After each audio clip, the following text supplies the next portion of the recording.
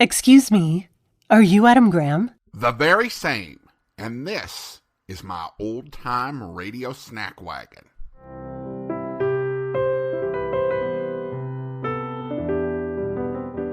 Welcome to the Old-Time Radio Snack Wagon, where we serve up a bite-sized portion of old-time radio.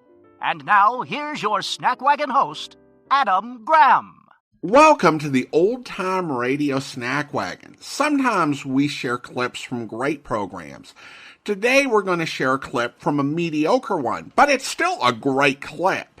Harold Peary became a sensation playing the role of Throckmorton P. Gildersleeve. He originated the role on Fibber, McGee and Molly and appeared as Gildersleeve in a few supporting roles on film. Then in 1941, The Great Gildersleeve became one of the first great spin-offs starring Peary in the lead role as he moved to Summerfield to manage the business affairs of his orphaned nephew and niece. There were also 4 Gildersleeve movies, and the series on radio was a success throughout Peary's 9 seasons. However, CBS came calling as part of its talent raid and lured Peary away. However, Kraft, the sponsor of The Great Gildersleeve, didn't want the program to leave NBC and recast Gildersleeve with Willard Waterman taking over the role. This forced CBS to create a new series for Peary, The Harold Peary Show. The Harold Peary Show starred Peary as Harold Hemp, a local radio personality in a small town. The series was a bit uneven and struggled to find its bearings. At its best, it felt like a knockoff of The Great Gildersleeve, but it didn't have the same humor, the cast didn't quite gel together, and more importantly, it didn't have the heart of the Great Gildersleeve series. In my opinion, the Harold Peary Show found its way towards the end of its first and only season when Harold's cousin Marvin moved in. The relationship between Harold and Marvin mirrored the surrogate father relationship between Gildersleeve and his nephew Leroy. Marvin began to get into trouble with a gang of boys at school. It was nothing major, particularly by modern standards, but to Harold and a school principal, it highlighted the need for a boys' club to help the boys move in a positive direction. And so Harold Hemp made this appeal on an episode that aired May the 2nd, 1951. And so, radio listeners of Melrose Springs, I know you'll all want to help build a real club for the boys of this town. The Boys Club of America will do their part, so won't you please do yours? I can't think of any greater satisfaction than to bring happiness to the heart of a boy. What is a boy? As some wonderful writer once wrote, between the innocence of babyhood and the dignity of manhood, we find a delightful creature called a boy.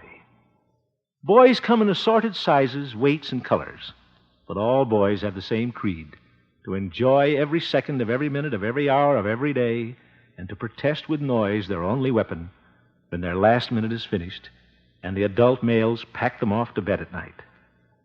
Boys are found everywhere, on top, underneath, inside of, climbing on, swinging from, running around, or jumping to. Mothers love them, little girls hate them. Older sisters and brothers tolerate them, adults ignore them, and heaven protects them. A boy is truth with dirt on its face, beauty with a cut on its finger, wisdom with bubble gum in its hair, and the hope of the future with a frog in its pocket. He likes ice cream, knives, saws, Christmas comic books, the boy across the street, woods, water in its natural habitat, large animals, Dad, trains, Saturday mornings, and fire engines. He's not much for Sunday school, company, schools, books without pictures, music lessons, neckties, barbers, girls, overcoats, adults, or bedtime. Nobody else is so early to rise or so late to supper. Nobody else gets so much fun out of trees, dogs, and breezes. Nobody else can cram into one pocket a rusty knife, a half-eaten apple, 3 feet of string, an empty Bull Durham sack, 2 gumdrops, 6 cents, a slingshot, a chunk of unknown substance, and a genuine supersonic code ring with a secret compartment. A boy is a magical creature. You can lock him out of your workshop, but you can't lock him out of your heart. You can get him out of your study, but you can't get him out of your mind. You might as well give up. He's your captor, your jailer, your boss, and your master. A freckle-faced, pint-sized, cat-chasing bundle of noise. But when you come home at night, with only the shattered pieces of your hopes and dreams, he can mend them like new with the two magic words, "Hi, Dad."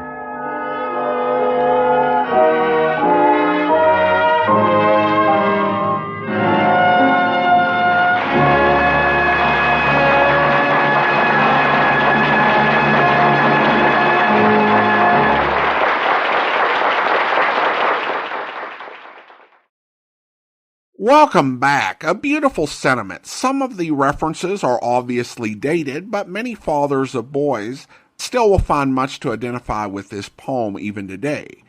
The poem was not that old at the time. It had been written by Alan Beck in 1949, along with another poem, What is a Girl? Both had been quite popular and touched a chord with the public, particularly What is a Boy, as it spoke to fathers and men in particular, at a time when society was concerned about juvenile delinquency. Peary was far from the only celebrity to read it, but in my opinion, he was the best. Jackie Gleason actually did a commercial recording, and it was not good. The actual essay is 2 paragraphs longer than what we got in this episode, but Gleason's reading is about the same length as Peary's, which showed how Gleason tended to rush through the reading. But Peary took the time and paced himself to capture the meaning of the words and put real emotion into it. Peary was no stranger to the world of narration, as he recorded albums reading stories as the Great Gildersleeve. That shows in this performance. In addition, Peary's involvement in the Boys Club's program went back a long way. In fact, he received an award from the Boys Club after the program for his work in support of the organization. The episode featured a rare guest appearance by Bob Bailey, best known for working on Let George Do It and Yours Truly, Johnny Dollar, who didn't do many guest appearances on others' radio programs. But Bailey was also active in the Boys Club movement, which may have been why he made this an exception. While the Harold Peary Show was hit or miss, Peary's reading is a great highlight that showcases his talent and the heart for boys who need a father figure. It's time for me to close up the old snack wagon, but don't worry, we'll be back with another serving of old-time radio goodness before you know it. If you want to enjoy some of our longer form podcasts, you can feast away at my website at greatdetectives.net. Your emails are also welcome at adam@snackwagon.net. The Old Time Radio Snack Wagon comes to you from Boise, Idaho. Your host is Adam Graham.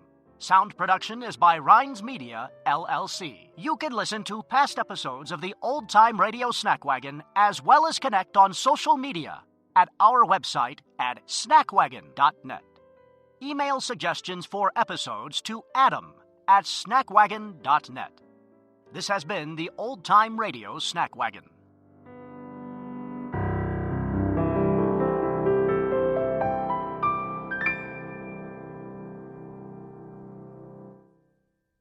Until next time, goodbye.